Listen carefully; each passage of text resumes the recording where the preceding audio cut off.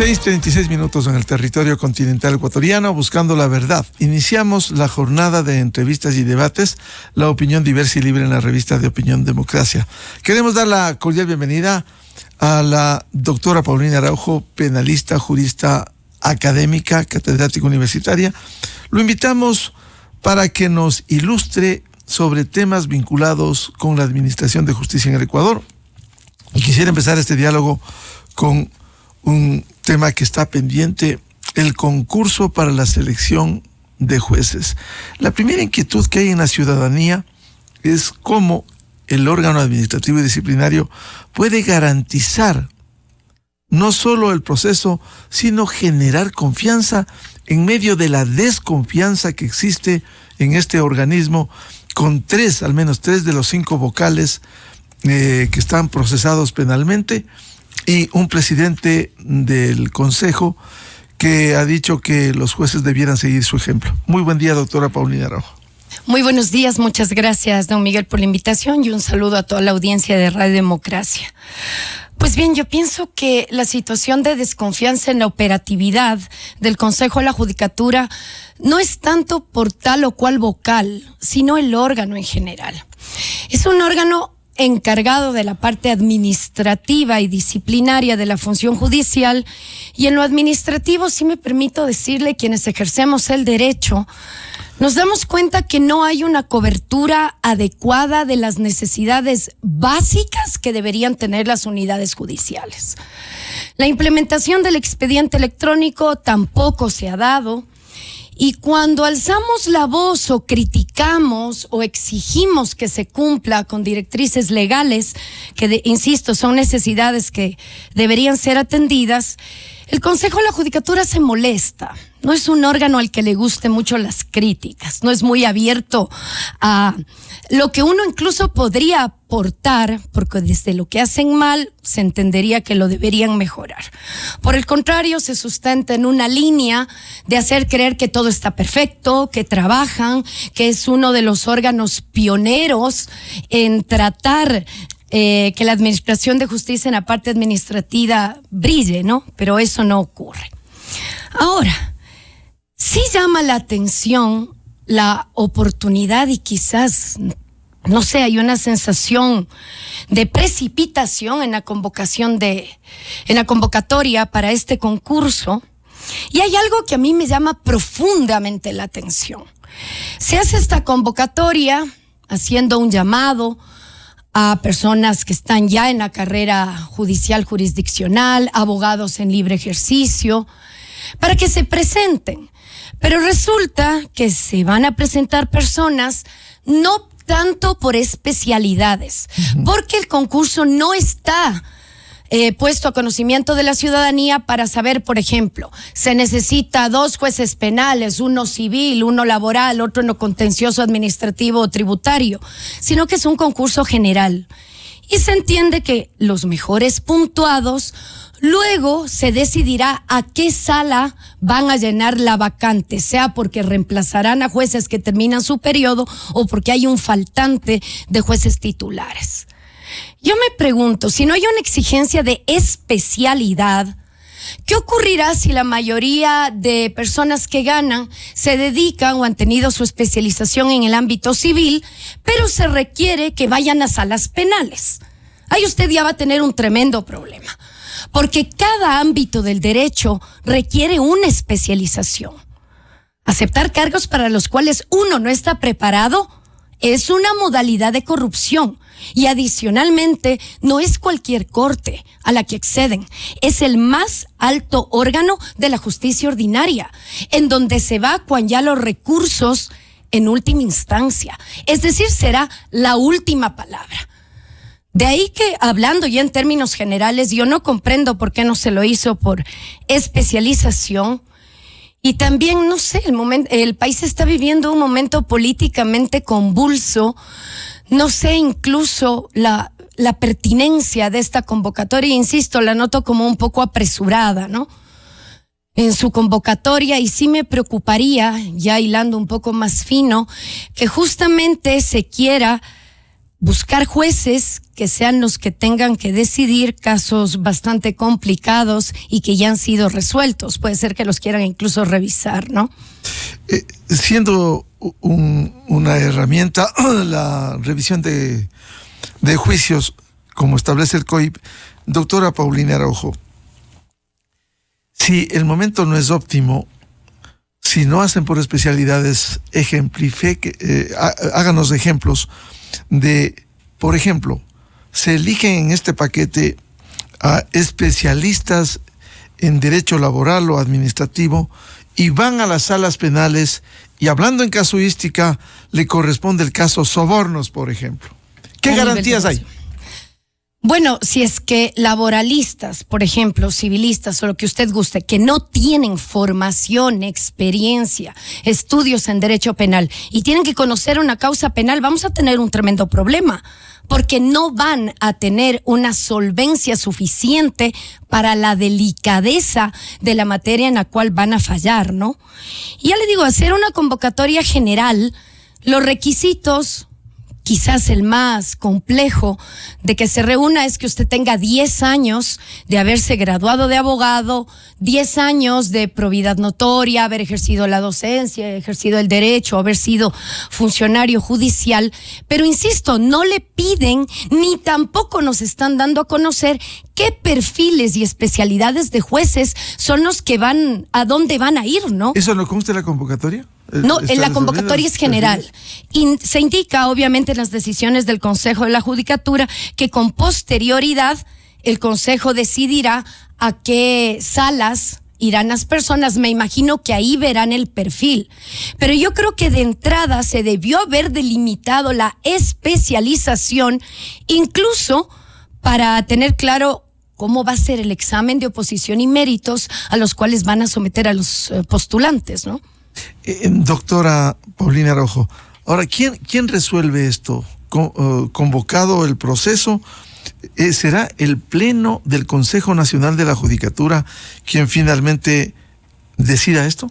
Bueno, según se hizo en el anuncio, no son los vocales los que seleccionan, sino que la cabeza del Consejo de la Judicatura en su parte administrativa, su director, es aquel que va a coordinar la recepción de carpetas, ver que las personas cumplan requisitos, luego más adelante se someterán a pruebas de confianza, a pruebas psicológicas y, cómo no, esta evaluación de oposición y mérito respecto a sus conocimientos jurídicos. Y de ahí se verá los mejores puntajes. Porque mire usted que recalcó el doctor Wilman Terán en una rueda de prensa bastante concurrida, con el esquema que ahora al parecer mantiene el Consejo de la Judicatura de una personalización excesiva en quien lo encabeza.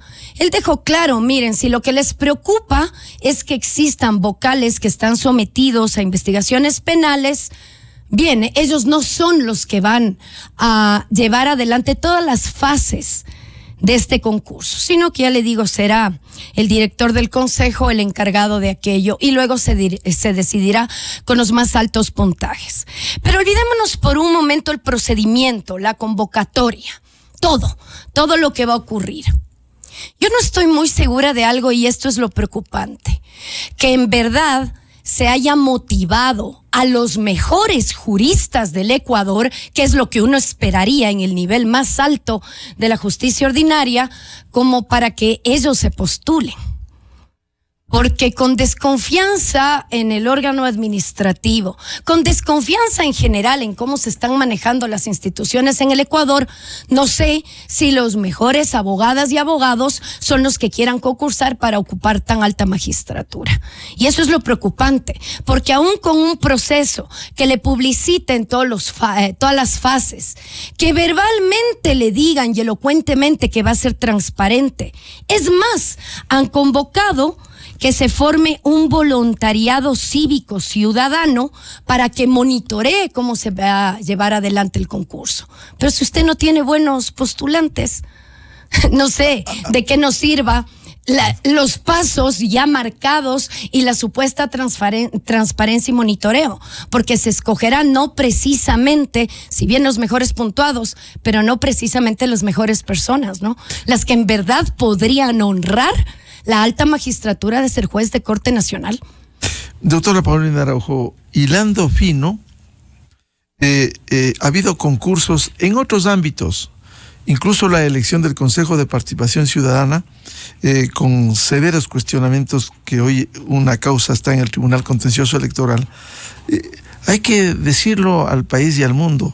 Hoy preside ese Consejo de Participación Ciudadana quien fuera abogado de un expresidente de la República.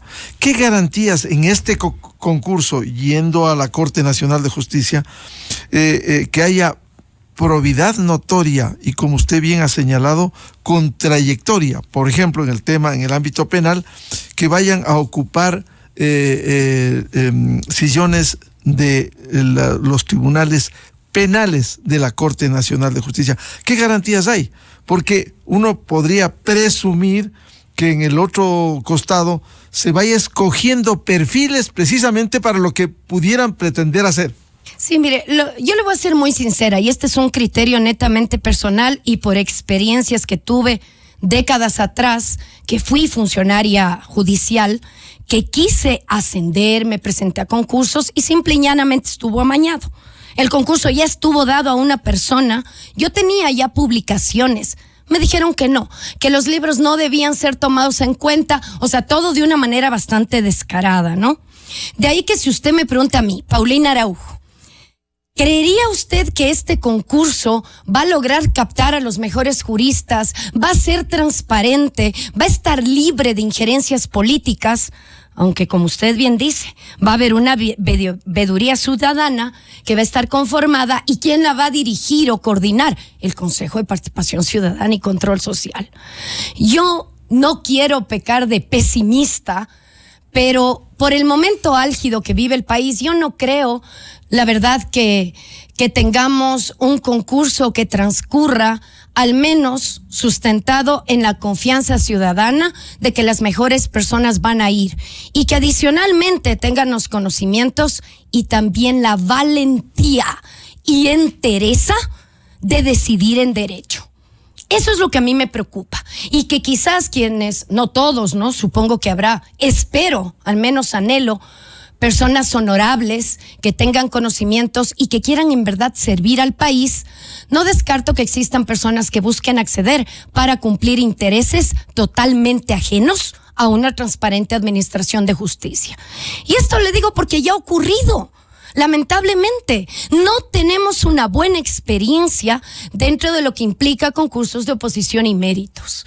Habrán algunos en los cuales ciertas personas sí han honrado lo que implica querer acceder a la función judicial, pero usted ve también, y no solo a nivel de Corte Nacional, desde los niveles más bajos, que no por bajo quiere decir malo, porque justamente esos jueces resuelven temas constitucionales. Pero hemos visto qué calidad de jueces han destrozado el ordenamiento jurídico, han prevaricado claramente porque han dado resoluciones violando ley expresa en favor de personas que ya han sido condenadas. Lamentablemente, ese es el contexto del Ecuador. De ahí que con todo este contexto es muy difícil que nos quieran incluso exigir confianza en lo que se va a hacer. Yo, la verdad, anhelo que quienes se postulen, la mayoría al menos, sí sean personas que podrían darnos esperanza que la justicia es en más alto nivel, sea la mejor, sea aquella que ya le digo, sea guiada por la ley y que se distancie totalmente de injerencias internas y externas, ¿no?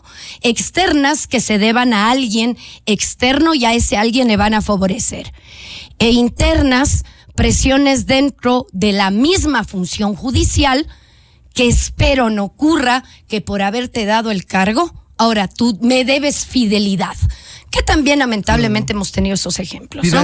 ¿Fidelidad a qué? Que debiera ser a la ley, al derecho, a los códigos, y no a los interesados que quieren impunidad. Claro, y no a los interesados que quizás buscan que esa persona llegue al cargo. ¿Para qué? Para que les favorezca. Porque eso es ya desnaturalizar absolutamente todo de lo que implica un juez. Un juez debe... ¿Qué condiciones deberíamos nosotros anhelar de un juez o una jueza? que tengan conocimientos en la materia en la que van a decidir, gente valiente, impoluta, gente que no tenga miedo a decidir algo, aunque sea socialmente impopular, ¿no? Sino que se las faje, ¿no? Que tenga la entereza de velar por el país, de que si alguien cometió un delito, no le tiemble la mano para condenarlo. Del mismo modo, si alguien no debió haber sido sometido a la justicia, declare lo que en derecho corresponda. Es lo que uno anhela. Pero vemos que cada día salen decisiones que a uno le llama la atención, y especialmente en casos que hay que tenerles cuidado. Y hay que tenerles cuidado, ¿por qué? Porque van a implicar decisiones de los jueces que va a haber a un sector que no le guste. Sector que por lo general luego juega a ser víctima, juega a decir que es persecución política. O sea, si usted se da cuenta, tenemos un contexto bastante convulso. Y por más que se llame un voluntariado cívico y ciudadano, es más, el doctor Wilman Terán se puso, ni más faltaba él como ejemplo, que él en un momento dado también participó, fue juez de Corte Nacional y ahora tiene la magna responsabilidad de ser quien encabece la función de administración y disciplinaria, que es el Consejo de la Judicatura. Pero yo le vuelvo a repetir, yo no sé si en verdad hayan motivado a que los mejores perfiles sean los que postulen. Quizás los que están preparados para postular es para pagar favores, sea político, sea lo que usted guste, y no para honrar el cargo. Y eso es preocupante. Por más 100 sobre 100 que saque, porque ya también tenemos ejemplos de concursos de 100 sobre 100 de funcionarios que fueron el fracaso más grande para el país. Claro, corrupto, 100 sobre 100 el contralor Carlos Polit Bayoni, que ha sido sentenciado aquí en el país por concusión a 6 años y hoy está procesado por 6 años y hoy está procesado en la justicia americana. Volvamos al tema inicial que usted señalaba, doctora Araujo. ¿Qué garantías puede dar el órgano administrativo y disciplinario? Porque esto pasa también por pruebas de confianza. Cuando usted también señalaba que hay jueces que, violando ley expresa, han devuelto derechos políticos a quienes han sido condenados, o sea, delincuentes, porque eso dice la sentencia, sentencia condenatoria ejecutoriada por cohecho agravado, y que no genera confianza en ese sentido. Y estos jueces, como el de Yaguachi, simplemente fue restituido al cargo y sigue despachando. ¿Qué confianza puede generar esto? Llámele Yaguachi, Manglar Alto, Quevedo, lo que usted guste, porque en este país, lamentablemente, quienes deberían enfrentar la justicia son muy hábiles para ver la maña y por dónde lograr que se tuerza todo el ordenamiento jurídico. Y ha habido jueces que se prestan. Y ya en todos los niveles. Igual hay casos muy dolorosos para el Ecuador porque han implicado peculados, ese abuso de fondos públicos. Abuso de fondos públicos que, si lo conectamos, es el que no permite adquirir medicinas, que no se construyan escuelas, que no exista un presupuesto claro para seguridad. Casos que, por ejemplo, Fiscalía pide que se formulen cargos y hay jueces que ahí sí, no, estoy sobrecargado de trabajo, tienen que esperar. Es decir, una justicia disímil. En algunos casos sí actúan con una prontitud llamativa. En otros ponen un tamiz de despacho cronológico. ¿Qué decir de aquellos en los que sin poder decidir acerca de la situación de una persona condenada han hecho absolutamente todo lo contrario? Es decir, han dejado sin piso y sin trabajo todo lo que se ha llevado a cabo durante varias instancias. Y eso es lo que preocupa. Y preocupa porque no podemos negar que dentro de la función judicial, reconociendo que hay honrosas excepciones y que honran el cargo, también hay gente que va básicamente a cumplir y servir a quien le regaló el puesto. Ojalá acá no existan también esas manipulaciones de que ya les digan qué preguntas van a resolver, que se den cuestionarios, porque insisto, por más de que nos quieran imponer vía redes sociales y una comunicación masiva y hasta ya bastante vehemente, que este va a ser el concurso más limpio que usted va a tener, yo de plano dudo, porque no estoy segura que quienes quieran postular sean las mejores personas. ¿Usted qué piense que para llegar a ser juez o jueza de la Corte Nacional deberían ser personas que, aunque nos caigan bien o mal, no dudemos que son quienes tienen conocimientos férreos de la materia en la cual van a administrar justicia? Pero si acá ni siquiera le piden especialidad, ni siquiera sabemos cuáles son los puestos jurisdiccionales que van a ocuparse. Sabe que son 7 de los 21 y sí, haciendo la renovación que determina nuestro ordenamiento jurídico. Pero yo ya le digo, en un órgano que ni siquiera es capaz de responder a las necesidades básicas administrativas que tiene la función judicial, yo la verdad no creo que enfrentemos un concurso como se esperaría, realmente de calidad, y que haya motivado debidamente a que quienes tienen la formación son personas impolutas, de las cuales no hay duda han llevado con entereza su vida pública y privada, sean las que lleguen a ese alto tribunal. Que, como usted bien lo ha traído a colación, alto tribunal que tiene los casos que ya se deciden en última instancia. Es decir, de esa decisión en la vía ordinaria no hay otro recurso más. Doctora Paulina Araujo, hablando de casuística, el caso Sobornos 2012-2016, que mereció hasta la última instancia la sentencia a 8 años por cohecho agravado, hay una herramienta penal como es la revisión del juicio, por cierto, con rigurosidad. Esto pudiera ser la perla de la designación de jueces cuando se sabe que un sector político viene pugnando desde hace años con el argumento de persecución política de lograr la revisión de la sentencia, con un ingrediente que es importante decirlo. Por este caso pasaron 10 jueces nacionales, no uno, no dos, 10 jueces nacionales. ¿Será que quienes estamos lucubrando, que quienes pudieran ir al trámite de la revisión de un juicio dejen sin piso a 10 jueces nacionales que condenaron? Bueno, aquí vamos desde lo técnico normativo. El recurso de revisión es un recurso excepcionalísimo. No es cualquier recurso. No en vano, para que se lo pueda proponer hay varios requisitos. El primero, que ya exista sentencia condenatoria ejecutoriada. Es decir, las personas ya no son inocentes y están ya enfrentando o cumpliendo la pena, otros estarán prófugos, pero ya hay una decisión de culpabilidad. Segundo requisito, y que es clave, se tienen que presentar cuando hay el pedido de revisión pruebas nuevas, es decir, pruebas que no hayan sido actuadas en los órganos inferiores y que sean de tal calibre que nos lleven a pensar que esas personas nunca debieron ser sometidas a los órganos de justicia. Ganar un recurso de revisión, perdóneme, esos ya son niveles, es un margen mínimo de recursos de revisión que sí tienen procedencia.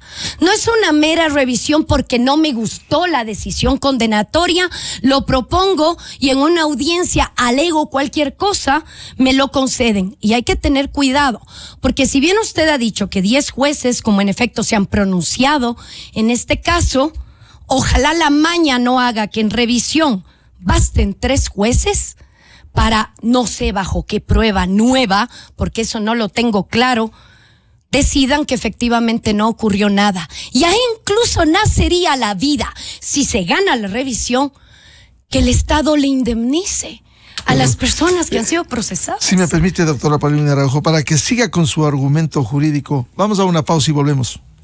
A continuación, XFM se une a una cadena nacional. Hija, ¿ya sabes por quién vas a votar? No, papá. Ya voy a ver por quién voy a votar y te aviso, ¿ya? Chao. Oye, papeles. ¿Y ahora por quién voto? El Consejo Nacional Electoral tiene la información que necesitas. Conoce los planes de trabajo y propuestas de los candidatos en www.cne.gov.es o ingresa a CNE App. Así de fácil. También podrás conocer las preguntas que se plantearán en la Consulta Popular Nacional del Yasuní y Chocoandino, que aplica únicamente para el Cantón Quito. Ejerce tu derecho al voto de manera informada. Porque mi voto decide y el tuyo también. Elecciones anticipadas 2023 y consultas populares Yasuní y Chocó Andino. Todos los días sale el sol. Todos los días nace una esperanza. Todos los días tenemos una nueva oportunidad para cambiarlo todo. Desde tu lugar de trabajo, desde tu oficio, desde tu profesión. Hoy tienes la oportunidad de apostarlo todo por Ecuador. La oportunidad de decidir por nuestro futuro a través del voto. Porque la democracia está en mí y mi voto cuenta. Porque la democracia está en mí y soy yo quien elijo.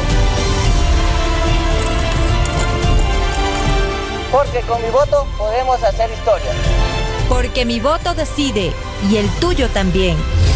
Porque la democracia está en ti. Elecciones anticipadas 2023 y consultas populares Yasuní y Chocó Andino. Esta fue una cadena nacional. La revista de opinión Democracia, buscando la verdad en todas partes.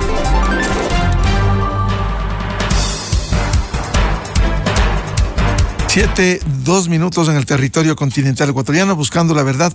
Doctora Paulina Araujo, para que reanude su explicación que nos está ilustrando respecto del recurso de revisión. Es decir, en el escenario de presentarse este recurso que usted bien ha señalado es excepcional, dice el propio COIP, artículo 658, entre otros argumentos, si se comprueba la existencia de la persona que se creía muerta, es decir, pruebas contundentes que demuestren lo contrario de lo que se hizo en el proceso. Obviamente, la prueba nueva que implica, ya en el caso más extremo, haga de cuenta que se juzgó una conducta por un homicidio de Pepito Pérez, pero resulta que al cabo del tiempo Pepito Pérez aparece vivo. Esa es la primera causal que usted indica. Pero hay otras causales que tendrían que ver con los casos en los que estábamos centrados, que claro, pruebas nuevas, ¿qué será? Que todo el proceso se llevó a cabo de informes periciales absurdas, ilegales, que no hubo la contundente carga probatoria o que esa prueba fue forjada para que se haya llegado a la situación de la condena. Insisto, la prueba nueva y el recurso de revisión no es cualquier cosa. Es un recurso delicadísimo, porque de aceptarlo, el Estado ecuatoriano tiene que indemnizar a esas personas porque se llegará a la conclusión que siempre fueron inocentes y que fueron injustamente sometidas al procesamiento, juzgamiento y condena penal. ¿Sí? Luego el Estado tendrá el derecho de repetición para los jueces, fiscales que se entiende actuaron sin honrar sus funciones, sino a través de todo lo contrario, ¿no? Pero si usted me pregunta, ya al final del día, una revisión, ¿de quién depende? De 3 jueces, solo de 3. Y siguiendo la norma, yo no vería jurídicamente una procedencia en el recurso de revisión, no solo en el sobornos, sino en algunos otros casos. Sin embargo, en el Ecuador, penosamente, también hay que poner la realidad. ¿Están todos los jueces y juezas acatando la ley? Lamentablemente no. Y vemos que hay decisiones no amparadas por la ley que igual las adoptan. Porque algo, y ya yéndonos a la génesis del problema, con todo este esquema de corrupción y delitos en el Ecuador, hay que saber que los delincuentes también hacen análisis. A veces hacen un análisis económico porque el delito les reputa bastante dinero, pero también hay un análisis ¿qué busca el delincuente? Impunidad. Y para la impunidad, ¿qué necesita? Jueces a la carta, pues. Por eso yo no descarto que los más interesados en que se nombren sus jueces es el poder que busca o porque no le ha gustado alguna decisión judicial. Espero en verdad equivocarme y que entre los postulantes estén absolutamente todos los que están motivados para realmente servir en la administración en su nivel más alto del país. Pero, insisto, no descartemos, el poder delictivo ya está inmerso en todos los ámbitos, no solo en casos de corrupción, lo vemos en casos de narcotráfico, delincuencia organizada. Los delincuentes saben qué es lo que tienen que cooptar, y lo que tienen que cooptar son los órganos de justicia, penosamente. Usted invocaba el COIP, artículo 658, doctora Paulina Araujo. En el caso del recurso de revisión, se habla de pruebas nuevas. ¿Qué pruebas nuevas pudiera haber? Estamos lanzando solo ideas. ¿Qué pruebas nuevas pudiera haber cuando en el propio juicio, cuando uno revise el juicio, hay incluso los sentenciados, como empresarios sentenciados, el señor Verduga, que ya falleciera, el señor Hidalgo, que admitieron que dieron dineros para ganar concursos de obra pública, y admitieron y hasta devolvieron? Es decir, ¿cómo puede contrastarse eso con pruebas nuevas cuando hay testimonios, aceptación de los condenados? Claro, más que devolvieron el dinero, lo que procedió es que cumplieron con la reparación integral inserta en la sentencia, claro, porque nuestras sentencias penales... Que no todos lo han hecho, ¿no? El resto nada, Glass y el resto. ¿Qué decir? Hay otros que siempre dirán, pobrecito de mí, no tengo plata, por favor ayúdenme, porque en este país vivimos totalmente una distopía. Por un lado son condenados, pero al mismo tiempo estas personas se hacen llamar víctimas. Cuando si eres condenado a un proceso, lo que eres es autor de un delito. Víctima al Estado ecuatoriano. Al día de hoy eso ocurre así. Esto de la prueba nueva es muy interesante porque el recurso de revisión no es colectivo, ¿no? Sino que lo propone cada una de las personas que han sido condenadas, cada una tendrá su argumento y cada una le cobijará lo que entienden ellos es la prueba nueva. Es decir, no porque se juzgó y se tomó todo el acervo probatorio y llegar a la condena de todas las personas, quiere decir que tienen que todos replicar el mismo argumento. ¿Sí? Es más, ya se han presentado recursos de revisión. Alexis Mera presentó y fue rechazado el recurso de revisión. Es lo que le digo, ya se han presentado recursos de revisión en el caso Sobornos y ha sido rechazado. E insisto, el recurso de revisión, basta hacer un análisis estadístico, es un recurso que casi nunca se concede. Créame. Casos tan evidentes de que no hubo prueba y se actuó la prueba nueva que nos permita llegar a la conclusión son los únicos que dan viabilidad al recurso de revisión. Como bien decía usted, que aparezca el muerto. Exactamente. Que aparezca vivo el muerto. De ahí que, vea, jurídicamente no veo cómo tendría procedencia un recurso de revisión por el momento. Pero lamentablemente en el Ecuador hay juzgadores que les importa poco o nada lo que le pueda regular la ley e incluso lo que el elemental sentido de justicia dicta. ¿Por qué? Porque han sido captados o se deben a un poder que quiso que ellos tengan ese poder de jurisdicción y se deben a ese poder. Destrozando obviamente el país entero, ¿no? Destrozando la eficiencia de la administración pública, ahondando en discursos totalmente fatuos que han partido que negociaciones con sobreprecios han sido acuerdo entre privados. Por otro lado, que se requiere que exista perjuicio, cuando el tipo penal de peculado no está construido con perjuicio, sino con el abuso, distracción o disposición arbitraria de fondos públicos. ¿Qué decirle? Que cualquier juicio penal que se inicie contra una persona lo han reducido a una persecución política. O sea, siempre hay un contraste argumentativo que busca que los procesos judiciales se alejen de lo que deberían ser hechos, norma y decisión, sino que le meten todos estos insumos políticos y de intereses injustos, que son los que penosamente estamos viendo prevalecen, ¿no? Hemos visto cómo, por un lado, se han sentido perseguidos y hablan de lawfare, pero este último tiempo la justicia ha estado al servicio de intereses que no son precisamente justos, transparentes ni diáfanos, ¿no? Doctora Paulina Araujo, volviendo al tema de este concurso de los jueces nacionales, ¿cómo se va a plantear los exámenes, las pruebas que deban dar si no hay especialidad? Es decir, el laboralista no va a dar sobre lo penal y sí puede ocupar un tribunal penal. Es lo que, insisto, desde lo básico, desde cómo debe ser plantado, yo sigo sin comprender. Si necesitan, por ejemplo, 3 jueces que vayan a la sala penal, 1 a la sala contencioso administrativa, convoca el concurso por especialidades, indicando qué perfiles de jueces necesitas, así se sabrá que habrá exámenes diferentes, ¿no? Porque si vas a sala penal, lo que tienen que hacer énfasis, evaluando conocimientos jurídicos generales, obviamente, pero en el ámbito en el que te vas a desarrollar, en el que vas a decidir, en el que vas a juzgar, en el que vas a ordenar que se ejecute lo juzgado. No puedes hacer un examen generalísimo y luego tratar de perfilar, no sé cómo perfilarán si el examen no tiene esa especialidad, para colocar las personas que obtengan los mayores puntajes en como tal vez mejor llenen los requisitos. Le voy a poner un ejemplo práctico. Digamos que yo decido presentarme. Mi especialidad, mis 5 posgrados, mi praxis profesional y mi docencia es derecho penal. Me van a poner un examen de todo, asumiendo que lo rindo bien.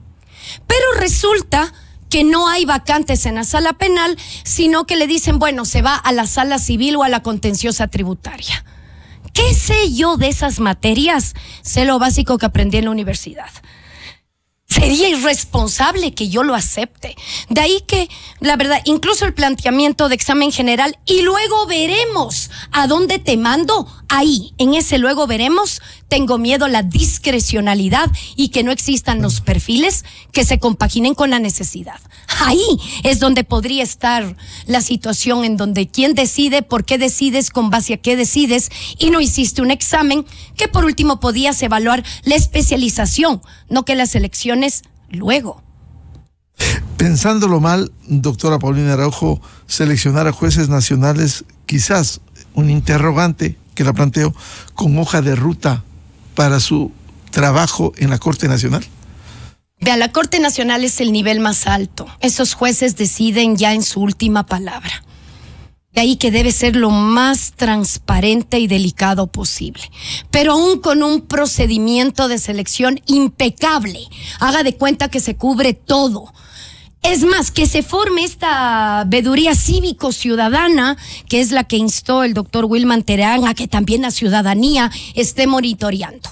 Aún todo sea perfecto. Si usted no tiene buen material de postulantes, ¿qué puede hacer? ¿Qué puede hacer? Si igual van a poner las más altas calificaciones. Los mejor puntuados entrarán, luego se verá a qué sala especializada le mandan, y desde ahí yo creo. Y del mismo modo las pruebas de confianza. ¿Confianza en qué? ¿Cómo van a aplicar una prueba de confianza? No sé, ¿lealtad a qué? No sé, la verdad, eso de las pruebas de confianza, e incluso la propia evaluación psicológica. No sé qué criterios van a aplicar para ver si una persona psicológicamente es apta para ser juzgador. Ahí es, justo en esas pruebas es que queda esa penumbra, y al menos nos permitan dudar por la experiencia ecuatoriana de los concursos de oposiciones y méritos. Yo le digo, mucha gente que podrían ser brillantes jueces y juezas, yo he preguntado, postúlate. ¿Para qué si esos concursos ya están dados? Perder mi tiempo. Concursos amañados, se suele decir. Y hay otro punto también, y que es legítimo, por los altos índices de violencia. Hay gente que tiene miedo a acceder también a la función judicial y ser buenos jueces o juezas, y que luego el AMPA y los delincuentes los manden a matar, cuando bien sabemos que el Estado ecuatoriano ni siquiera brinda una buena protección a los ciudadanos, tampoco ha sido eficaz cuando hay operadores de justicia que han pedido ayuda y acompañamiento de la policía porque están siendo sometidos a intimidaciones, extorsiones, qué decir, amenazas de muerte por parte de estas organizaciones delictivas, ¿no? Una inquietud para que nos ilustre, doctora Paulina Araujo, sobre un hecho concreto. La fiscal general pidió la recusación del juez nacional Luis Rivera. Él se ha negado, hoy con el argumento de que tiene alta carga de trabajo, como si esto sería nuevo, se ha negado a convocar a una audiencia para formulación de cargos. El caso de presunta corrupción en Manabí, uno de los acusados, Jorge Glass de Espinel, el condenado ya en 2 juicios, pero no convoca, recusa y le niegan. ¿Cómo puede avanzar la justicia, al menos con estos casos emblemáticos, con estos antecedentes que además el juez Luis Rivera ya sobreseyó a 18 personas por el caso de los helicópteros Dru? Y sobreseyó un peculado con el argumento de que el seguro había cubierto el valor de los helicópteros inservibles, claro, comprados a sabiendas que no reunían ni las mínimas condiciones técnicas. Hubo 3 muertos, 4 helicópteros caídos y los 3 más suspendidos los vuelos. Ya le digo, si leemos el tipo penal de peculado del COIP, interpretación gramatical, que es la que procede, en ninguna parte del delito le indica que si se recuperó el dinero del cual se distrajo, se dispuso, no hay delito. ¿Cómo así, pues? A mí sí me llamó severamente la atención la interpretación del delito de peculado en esa causa, por un lado. Luego, ¿qué ocurre? En ciertos procesos, la misma Corte Nacional son bastante rápidos, celeros, y en otros se toman su tiempo. Ahí sí llegan a ver, mires que la investigación previa superó los 2 años. Es esa justicia disímil. Y lamentablemente cuando vemos quiénes son los involucrados, perdóneme, como que uno dice, ok, aquí algo está pasando, algo no regular, no normal. Y con el argumento de que quizás están llenos de mucho trabajo, que no dan abasto, me imagino que en el concurso del Consejo de la Judicatura lo que más están buscando es jueces penales, ¿no? Con un concurso de posición y méritos que no exige formación. Porque yo sí digo algo. Quienes conocen en verdad el derecho penal, lo han estudiado, lo ejercen, saben lo delicado que es. Porque también mandar a la cárcel a un inocente es una de las atrocidades más grandes. Pero quien conoce el derecho penal también jamás permitirá que delitos que han perjudicado a todo el país, a todos y cada uno de nosotros, queden en impunidad. Menos ante delitos graves, estar buscando la salida dilatoria, porque eso es maña. Y duele que así como hay esa maña de parte de colegas que ejercen el derecho, ahora al parecer las prácticas dilatorias también vienen de juzgadores. Lo cual ya... ¿No cabía que demore tanto el juez Rivera? Es que es una sensación de decir, mira, Fiscalía es la única titular de la acción penal pública. Así es nuestro esquema. Fiscalía pide formulación de cargos. Y pretexto tras pretexto, no, ya señalamos, quitaron esa fecha, porque sí hubo un primer señalamiento. 12 de julio. Pero luego viene la dilación. Finalmente, Fiscalía, que le insisto, ni siquiera en casos emblemáticos, cuando se pide una formulación de cargos, no es algo que demore mucho, ni aún en primer nivel. Tiene un plazo. O sea, más que tener el plazo, no es algo que dilatan. ¿Por qué? Porque la formulación de cargos, primero, ¿cuál es el órgano actuante en la formulación de cargos? La Fiscalía. ¿Qué hace la formulación de cargos? Básicamente indica que ahí inicia y arranca el proceso penal. No se debate en la formulación de cargos culpabilidad o no de nadie.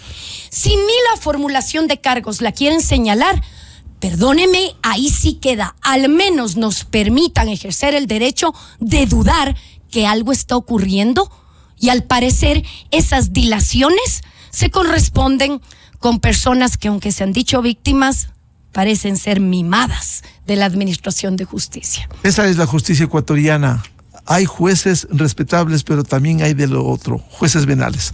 Muchas gracias a la doctora Paulina Araujo, penalista, académica, por ilustrarnos en estos temas de palpitante interés en el Ecuador, el futuro de la justicia ecuatoriana, al menos de la Corte Nacional. Muy amable, doctora Paulina. Muchas gracias por la invitación. Buen día. Buscando la verdad. Enseguida, en la revista de Opinión Democracia.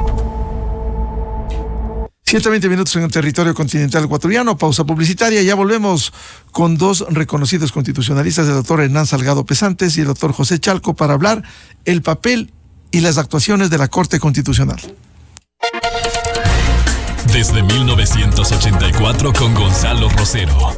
La revista de Opinión Democracia. Siempre líderes.